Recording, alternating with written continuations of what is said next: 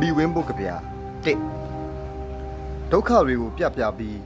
မင်းကငါ့ကိုမြူဆွေရဲ့ငါပေါင်းကောင်းဆိုတာတိဖို့ငါဘက်ကိုဓာတ်နဲ့ထိုးကြည့်ဖို့တော့မကြိုးစားနဲ့လေငါဘွားရဲ့ဖြစ်တည်မှုဟာငါဘိုက်ထဲမှာမရှိဘူးငါမှရှိသမျှငါဘွားရဲ့အတိတ်ပဲတွေမင်းကိုသာပေးလိုက်ခြင်းရဲ့ငါမှဗလာတက်တက်အခွန်ကြီးကြံရစ်ခဲ့စမ်းပါလေမင်းနဲ့ပတ်သက်ပြီးတော့လဲပြပြဝင်းမတက်ကြောက်တူးတုံရဲ့ပထမဆုံးတနတ်တန်ကြားကလေးကလက်နဲ့ချဖို့သာစိတ်ကူးနေသူပါမင်းနဲ့ပတ်သက်တဲ့ငါရဲ့အနာဂတ်တိုင်းဟာဘယ်တော့မှငါစီကိုရောက်မလာခဲ့ဘူးထင်းရှူးပင်တွေပေါ်တဲ့တောအုပ်ကြီးရဲ့အမြဲတမ်းပုံပုံနေတဲ့အနာဂတ်ပါယူဆပါစေဆိုပြီးမင်းပြစ်ပေးလိုက်တဲ့အဲ့ဒီအထုပ်ကိုငါရခဲ့တဲ့နေရာစတညမှအိတ်မပြောတော့ဘူး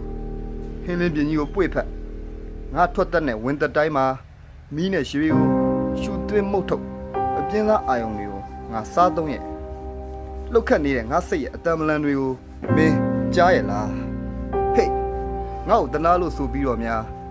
မင်းဖန်တီးထားတဲ့ဇက်ကွက်ဇလန်းတွေရက်တန်းကရက်မပြစ်လိုက်ပါနဲ့ငါစပီးယူစမ်းမရသေးနားမလဲပါဘူးဆိုတာကမင်းငါ့ကိုနားလဲတာပါပဲ